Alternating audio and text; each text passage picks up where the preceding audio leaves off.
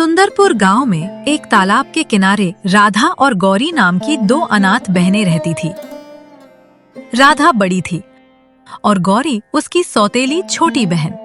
किस्मत ने उन्हें अलग अलग माँ की कोख से जन्म दिया था। शादी के बाद संयोग से दोनों का ससुराल भी उसी तालाब के किनारे अगल बगल मिला। राधा का ससुराल खुशहाल था, उसका पक्का मकान था, लेकिन गौरी की किस्मत ने उसका साथ नहीं दिया। उसका पति माधव जुआरी और शराबी निकला, जिसकी वजह से उसकी जिंदगी इस मिट्टी की कच्ची झोपड़ी में सिमट कर रह गई। अरे ओ गौरी, तेरे कान क्या पत्थर के हो गए हैं? कितनी बार गला फाड़ के कहा है कि अपने इन चीथड़ों का गंदा पानी मेरी मेड़ की तरफ मत बहाया कर। देख, तेरे इस दरिद्र घर की गंदगी मेरे पवित्र आंगन की मिट्टी को अपवित्र कर रही है। आखिर तू और तेरी माँ कभी बाज नहीं आओगे। उसने मेरे बापू की जिंदगी नर्क बनाई और अब तू यहाँ मेरे ससुराल में मेरी आंखों में कांटे की तरह चुभने आ गई। दीदी, सुबह का सूरज अभी ठीक से उगा भी नहीं और आपने जहर उगलना शुरू कर दिया। मैंने तो पानी नाली की तरफ ही मोड़ा था, पर ये जमीन ढलान वाली है, थोड़ा पानी इधर आ गया तो इसमें मेरा क्या दोष? माँ को मरे जमाना बीत गया, बापू भी चले गए, अब तो हम दोनों ही एक दूसरे का आखिरी सहारा बचे हैं। आप क्यों हर पल मुझे नीचा दिखाती हैं? क्या आपको अपनी इस छोटी बहन की फटी साड़ी और ये सूखी रोटियां देखकर जरा भी तरस नहीं आता? तरस? और वो भी तुझ पर?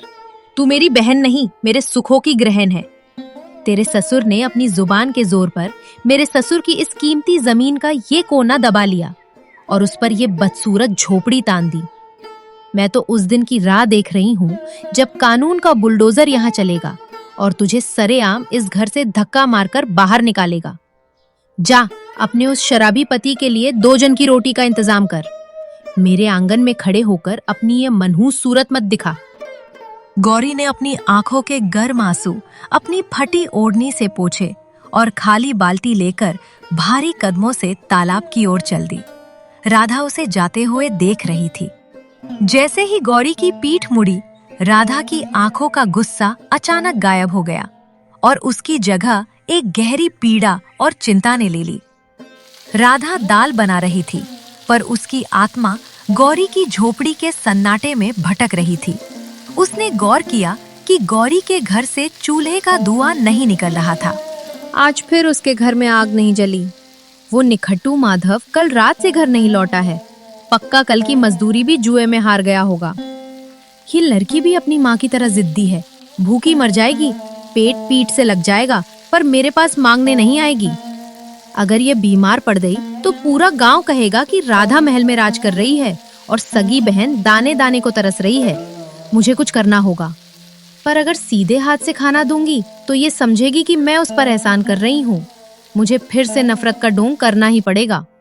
राधा ने जल्दी जल्दी चूल्हे से 2 मोटी रोटियां उतारी, उन पर ढेर सारा घी लगाया और कल की बची हुई साग को एक पीतल की बड़ी कटोरी में भरकर उसे एक पुरानी पोटली में कसकर बांध लिया।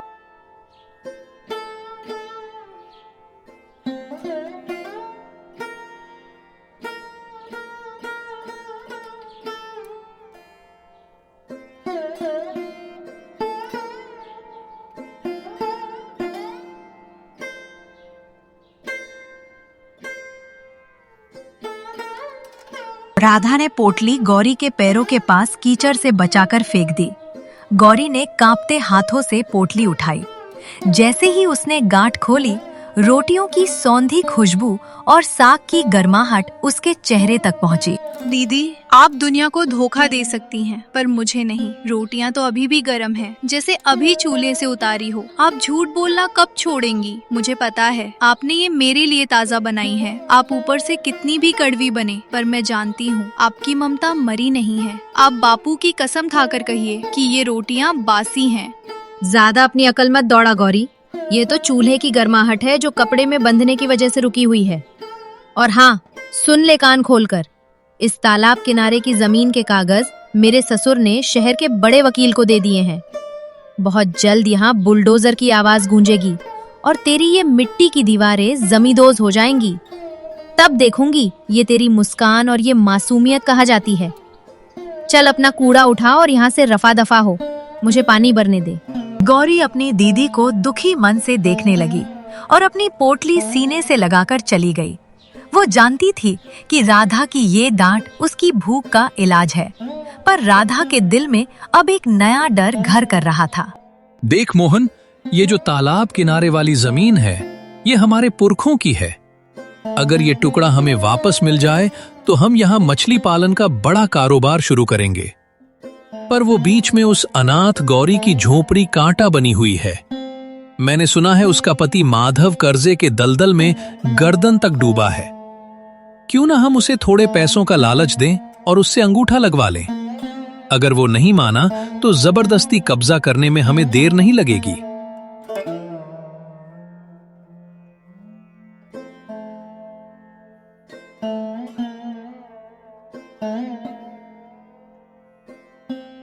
राधा दीवार के पीछे छिपकर ये सब सुन रही थी। उसके हाथ कांपने लगे और माथे पर पसीना आ गया। उसने कभी सपने में भी नहीं सोचा था कि उसका अपना ससुराल उसकी बहन को मिटाने की साजिश रचेगा। मौसम ने अचानक करवट ली। राधा को पता था कि गौरी की झोपड़ी की छत की घास सड़ चुकी थी और दीवारें पहली तेज बारिश में ढह सकती थी। हे छठी मैया, आज रात अगर जोर की बारिश हुई तो वो कच्ची कोठरी गौरी की कब्र बन जाएगी। ऊपर से ससुर जी की ये गंदी साजिश, मुझे उसे सचेत करना होगा। पर मैं उसे कैसे बताऊं? अगर मैंने नरमी दिखाई तो ससुर जी को मुझ पर शक हो जाएगा और वो हम दोनों को बर्बाद कर देंगे। कुछ समय बाद राधा ने एक कागज में कुछ लिखा और जाकर चुपचाप गौरी के आंगन में रखाई।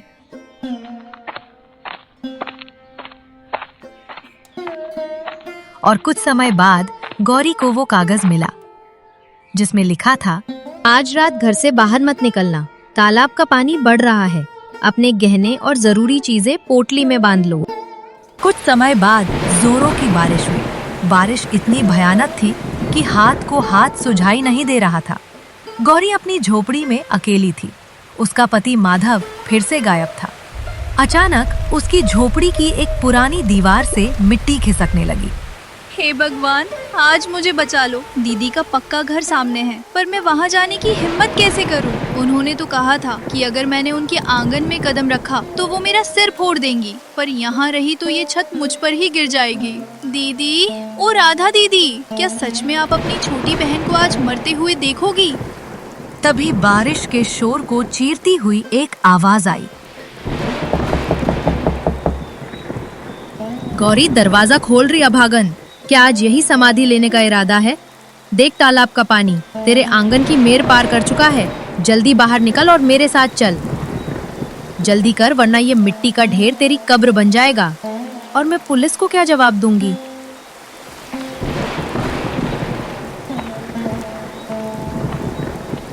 गौरी ने जैसे ही दरवाजा खोला, वो राधा को देखकर फूट-फूट कर रोने लगी। राधा ने उसे जोर से झटका। अब ये नाटक बंद कर और मेरे पीछे चुपचाप चल, और देख, जबान बंद रखना। ससुर जी को पता नहीं चलना चाहिए कि तू मेरे घर के अंदर है। तुझे पिछवाड़े वाले अंधेरे कमरे में छुपना होगा। कल सुबह जो होगा देखा जाएगा। चल भाग अब। जैसे ही दोनों बहनें राधा के पक्के बरामदे में पहुंची, पीछे से एक जोरदार धड़ाके की आवाज हुई। गौरी की झोपड़ी का आधा हिस्सा तालाब के किनारे बिखर चुका था। राधा ने उसे अंदर बिठाया और एक सूखा कपड़ा और गर्म दूध का गिलास थमाया। रात भर की मूसलाधार बारिश अब थम चुकी थी, पर तालाब का पानी अभी भी उफान पर था। राधा के पक्के घर के एक अंधेरे कमरे में गौरी डरी सहमी बैठी थी। उसे समझ नहीं आ रहा था कि उसकी दीदी ने उसे बचाया है या किसी नई मुसीबत में डाल दिया है। चुपचाप यहीं पड़ी रह। जरा भी चू चपड़ की तो ससुर जी के कान खड़े हो जाएंगे। अगर उन्हें पता चला कि तू यहाँ छिपी है तो वो तुझे तो घर से निकालेंगे ही, मुझे भी उसी कीचड़ में खड़ा कर देंगे जहाँ से तुझे खींच कर लाई हूँ। तेरी तकदीर ही फूटी है। वो झोपड़ी क्या गिरी, तूने मेरी रातों की नींद हराम कर दी। दीदी, आप मुझे इतना क्यों कोसती हैं? तब जब मुसीबत मेरे सामने खड़ी थी, तब आप ही अपनी जान जोखिम में डालकर मुझे यहाँ लाई। आपकी आंखों में उस समय जो डर था वो नफरत तो नहीं थी। फिर अचानक आप पत्थर की मूर्त क्यों बन जाती हैं? क्या बापू ने मरते समय मेरा हाथ आपके हाथ में इसीलिए दिया था कि आप मुझे हर पल मरता हुआ देखें? बापू का नाम मत ले। उन्होंने जो किया उसका नतीजा मैं आज तक भुगत रही हूँ। और सुन, ये कोई ममता वमता नहीं है। मैंने तुझे यहाँ सिर्फ इसलिए रखा है क्योंकि मैं नहीं चाहती कि तेरे मरने के बाद गांव वाले मुझे ताना मारे। और हाँ, तेरी ये कीचड़ में सनी साड़ी मुझे दे, मैं इसे फेंक दूंगी। तू ये मेरी पुरानी साड़ी पहन ले। याद रखना, कुछ समय के बाद तुझे यहाँ से दफा होना होगा, चाहे तू कहीं भी जाकर मर। राधा कड़वाहट उगलकर बाहर निकल गई, पर उसका सीना धौंकनी की तरह चल रहा था। उसे पता था कि उसके ससुर जमींदार साहब सुबह की सैर पर निकलेंगे और गौरी की झोपड़ी का हाल देखकर अपनी मूंछों पर ताव देंगे।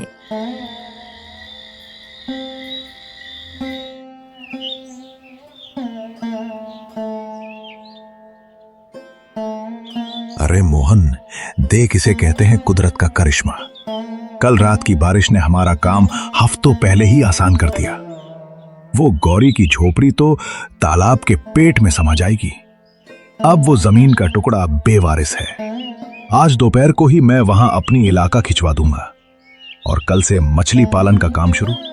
वो छोकरी अब कहीं भी दर दर की ठोकरें खाए, हमें क्या। पर पिताजी, वो बेचारी अकेली औरत इस वक्त कहाँ गई होगी? गांव के लोग हमें जालिम कहेंगे। अनाथ लड़की का घर छीनना पाप है पिताजी।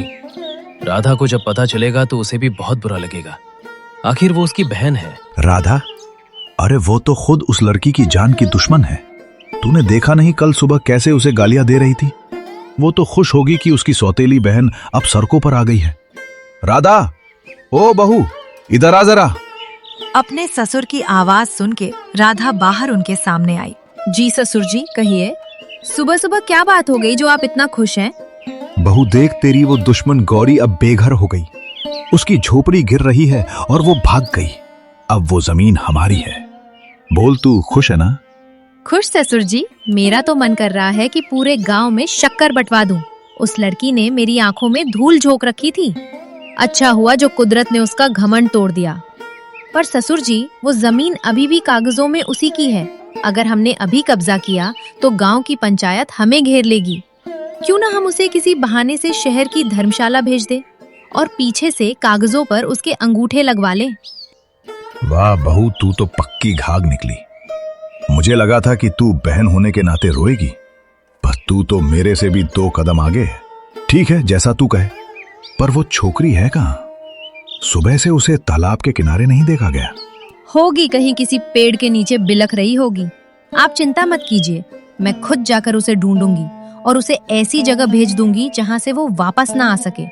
आप बस कागज तैयार रखिए। मोहन अपनी पत्नी का यह रूप देखकर हैरान रह गया। उसे यकीन नहीं हो रहा था कि राधा इतनी कठोर हो सकती है। पर राधा के भीतर क्या तूफान चल रहा था, यह सिर्फ वही जानती थी। अपने ससुर से ये सब बातें करने के बाद वो चुपके से सबसे नजरें बचाकर अपनी बहन के पास गई, जहां उसने अपनी बहन को छुपा कर रखा था। सुन गौरी, ससुर जी को शक हो गया लगता है। वो आज ही उस जमीन पर कब्जा करने वाले हैं और तुझे हमेशा के लिए यहाँ से मिटाने की योजना बना रहे हैं। तुझे भागना होगा। ये ले, ये मेरी शादी के कुछ गहने हैं और ये थोड़े पैसे। तू चुपचाप पीछे के रास्ते से निकल जा और पड़ोस के गांव में जो हमारी बुआ रहती हैं, उनके पास चली जा। वहाँ तू सुरक्षित रहेगी। अगर तू यहाँ रही तो ससुर जी तेरे साथ क्या कर सकते हैं पता नहीं। दीदी, मैं कहीं नहीं जाऊंगी। आप मुझे क्यों भगा रही हैं? क्या आप भी उनके साथ मिली हुई हैं? ये गहने आप मुझे क्यों दे रही हैं? ये तो आपकी सुहाग की निशानी है। मैं अपनी जमीन नहीं छोड़ूंगी। वो मेरे बापू की आखिरी निशानी है। वो जमीन बापू ने खरीद के दी थी। चाहे जान चली जाए, पर मैं वहाँ से नहीं हटूंगी। पागल मत बन। तेरी जान की कीमत उस मिट्टी के टुकड़े से ज्यादा है। अगर तू मर गई तो मैं किससे लड़ूंगी? किसके बहाने अपनी भड़ास निकालूंगी? तू समझती क्यों नहीं? ये सब मैं तुझे बचाने के लिए कर रही हूँ। ससुर जी बहुत ताकतवर है, वो तुझे मिटा देंगे। जा यहाँ से और खबरदार जो पीछे मुड़कर देखा। भाग गौरी।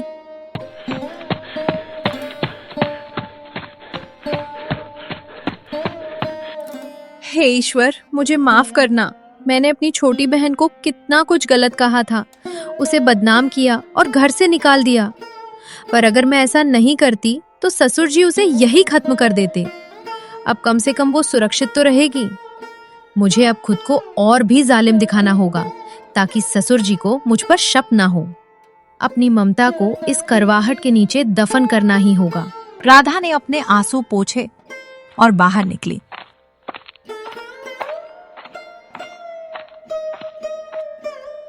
उसने देखा कि ससुर जी और मोहन तालाब की तरफ जा रहे थे, जहां गांव वाले भी इकट्ठा हो रहे थे। देखो गांव वालों, ये जमीन अब बेवारिस है। वो गौरी डर के मारे भाग गई। अब मैं यहाँ मंदिर बनवाऊंगा या मछली पालन करूंगा, ये मेरी मर्जी है। किसी को कोई ऐतराज? पर जमींदार साहब, वो अनाथ बच्ची कहाँ गई? बेचारी का घर गिर गया। कम से कम उसे सिर छुपाने की जगह तो देते। आप तो उसका हक छीन रहे हैं। हक? किसका हक? राधा बहू, तू ही बता, क्या ये जमीन हमारी नहीं है? तू तो उसकी सगी बहन जैसी है, तू ही बोल। हाँ बिल्कुल, ये जमीन हमारी है। गौरी तो चोर है, वो मेरे गहने लेकर भाग गई। वो मेरे घर में चुपके घुसी और सुबह मेरा संदूक साफ करके निकल गई। अब वो गांव में कभी मुंह नहीं दिखाएगी। ससुर जी, आप बेझिझक यहाँ अपना इलाका स्थापित कीजिए। अब यहाँ उस सौतेली बहन का कोई नामो निशान नहीं रहना चाहिए। और वो उसका पति, वो तो पता नहीं कहाँ कहाँ गिरते पड़ते रहता है। गांव वाले राधा की बात सुनकर दंग रह गए। उन्हें यकीन नहीं हो रहा था कि एक बहन दूसरी बहन के बारे में इतना जहर उगल सकती है। राधा का पति मोहन भी शर्म से सिर झुका लिया। राधा ने अपनी बहन को तो बचा लिया था, पर खुद पूरे गांव की नजरों में एक डायन बन चुकी थी। बापू, मुझे माफ कर देना। मैंने गौरी को बदनाम कर दिया ताकि वो ससुर जी के गुस्से से बच सके। अब पूरी दुनिया मुझे बुरा कहेगी, पर मेरी बहन सुरक्षित है, यही मेरे लिए बहुत है। पर ये जो खालीपन है बापू, इसे मैं कैसे भरूंगी? तालाब की ये लहरें भी आज मुझे ताना मार रही हैं। ये सब होने के बाद सब लोग अपने घर चले गए। और तभी कुछ देर बाद घर के बाहर से शोर सुनाई दिया। गौरी का पति माधव, जो हफ्तों से लापता था, मदहोशी की हालत में लौटा था और अपनी झोपड़ी को गायब देखकर राधा के घर के बाहर जोर जोर से चिल्लाने लगा। कहाँ है मेरी झोपड़ी? कहाँ है मेरी जमीन? ओ जमींदार, तूने मेरी पत्नी को कहाँ छुपाया है? मैं तुझे छोड़ूंगा नहीं। राधा, तू बड़ी बहन बनती है ना? तूने ही मेरी गौरी को कहीं बेच दिया होगा। राधा बाहर निकली, पर उसके चेहरे पर डर नहीं बल्कि एक नई चमक थी। उसे पता था कि अब माधव को मोहरा बनाकर वो अपनी बहन की जमीन वापस दिला सकती है। चुप कर शराबी, तेरी हिम्मत कैसे हुई मेरे घर के सामने हमें धमकी देने की? तेरी पत्नी भाग गई क्योंकि तू एक निखट्टू है। अगर तुझे अपनी जमीन वापस चाहिए तो जा और पंचायत में जमींदार साहब के खिलाफ गवाही दे कि उन्होंने तुझे डराया धमकाया था। अगर तूने ऐसा किया तो मैं तुझे वो पैसे दूंगी जिससे तू अपनी नई जिंदगी शुरू कर सके। बोल, क्या तू अपनी पत्नी के लिए इतना कर सकता है? माधव थोड़ा शांत हुआ। उसने राधा की आंखों में एक अजीब सी तड़प देखी।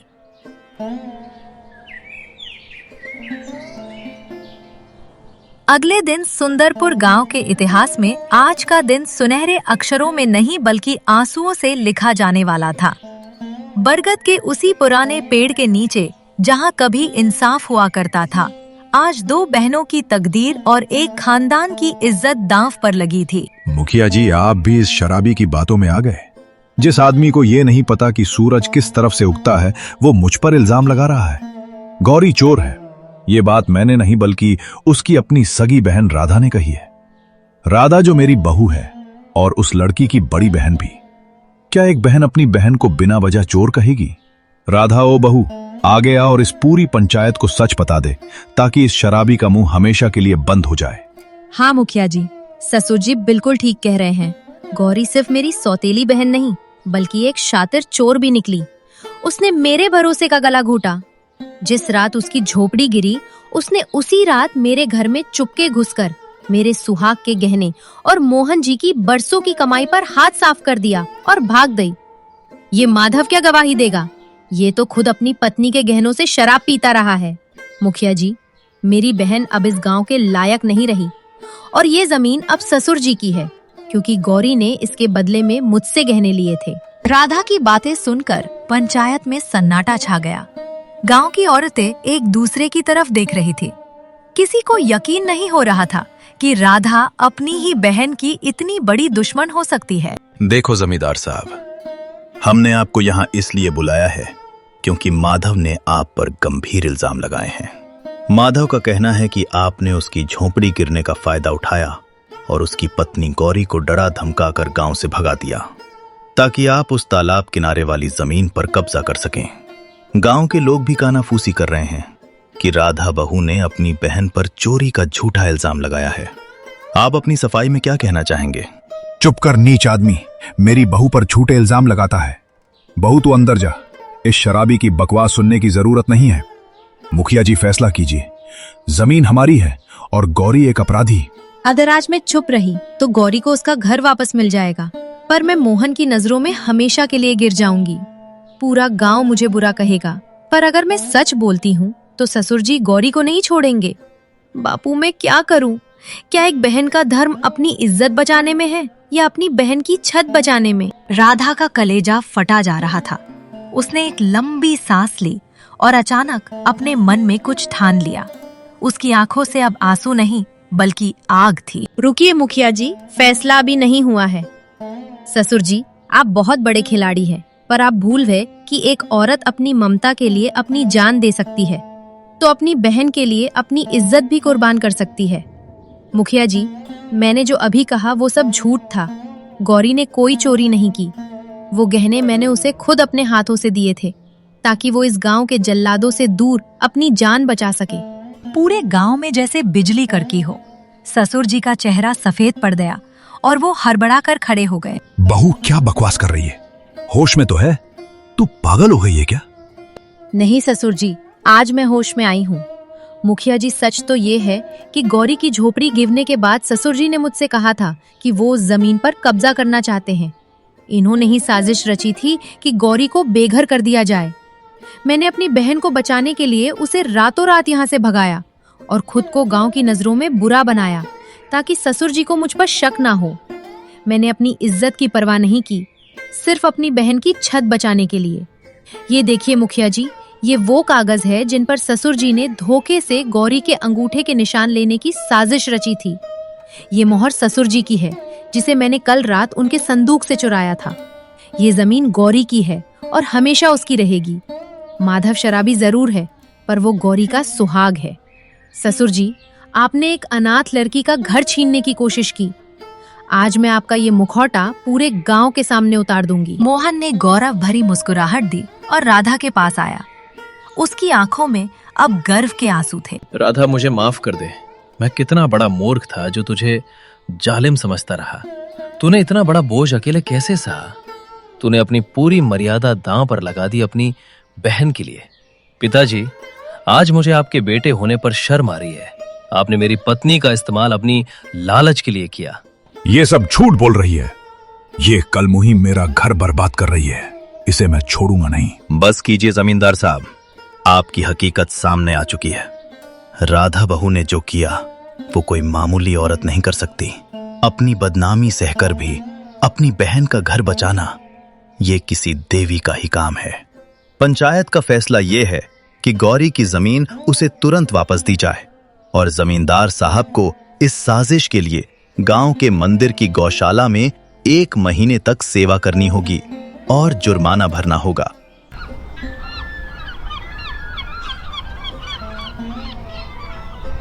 अगले दिन गौरी अपने पति माधव के साथ राधा के घर आती है और उसे पुकारती है। उसकी पुकार सुनकर राधा और उसका पति मोहन बाहर आ जाते हैं। दीदी, मुझे बुआ जी ने सब बताया कि आपने मुझे बचाने के लिए खुद को चोर साबित किया। मैं कितनी पापी हूँ जो आपको पत्थर दिल समझती रही। दीदी, आपने तो मेरे लिए अपनी पूरी जिंदगी दांव पर लगा दी। मुझे माफ कर दीजिए दीदी, मुझे माफ कर दीजिए। पगली, तू रोती क्यों है? तू तो मेरी छोटी बहन है, मेरा अंश है। बापू ने मुझे मरते समय कहा था कि गौरी का ध्यान रखना। अगर मैं तुझे नहीं बचाती तो मैं बापू को क्या मुंह दिखाती? मुझे गांव की गालियां मंजूर थी, पर तेरी आंखों के आंसू नहीं। देख, अब तेरा घर फिर से बनेगा और अब कोई इसे तुझसे नहीं छीनेगा। अपनी दीदी राधा से ये सारी बात सुनकर गौरी की आंखों में आंसू आ जाते हैं और वह कहती है, दीदी, मुझे आज ये एहसास हुआ कि मैं बहुत किस्मत वाली हूँ, क्योंकि मुझे आपकी जैसी दीदी मिली है। दीदी, आपका बहुत बहुत शुक्रिया। आपने मुझे एक नया जीवन दे दिया, नहीं तो पता नहीं मेरी जिंदगी क्या होती। गौरी के ऐसा कहने के बाद उसके पति माधव ने भी कहा, दीदी, जीजा जी, आप दोनों मुझे माफ कर दीजिए। मैं हमेशा नशे में रहा और मैंने कभी भी गौरी के जीवन के बारे में नहीं सोचा, लेकिन अब मुझे ये एहसास हो गया है कि जीवन में परिवार ही सब कुछ है। देखो, मुझे अच्छा लगा कि आखिरकार तुम्हें सब कुछ समझ आ गया, लेकिन तुम्हें मुझसे ये वादा करना होगा कि अब से तुम नशा करना तो दूर, उसके बारे में सोचोगे भी नहीं। और रही बात जीवन चलाने के लिए एक अच्छे काम की, तो वो मैं तुम्हें दिला दूंगा। बस तुम गौरी के साथ अपने इस छोटे से जीवन सफर में हमेशा हंसी खुशी और ईमानदारी से आगे बढ़ते रहो। इसी तरह दोनों बहनों के बीच की सारी गलतफहमियां दूर हो जाती है और माधव भी अब गलत रास्ते से हटकर एक नया जीवन शुरू करने का वादा करता है। तालाब के किनारे बसे दोनों बहनों के घरों में एक नई शुरुआत होती है और दोनों परिवार हंसी खुशी से अपना जीवन आगे बढ़ाते हैं। अगर आपको हमारी ये कहानी पसंद आई हो तो हमारे चैनल हॉलीडे टूल्स को सब्सक्राइब जरूर करें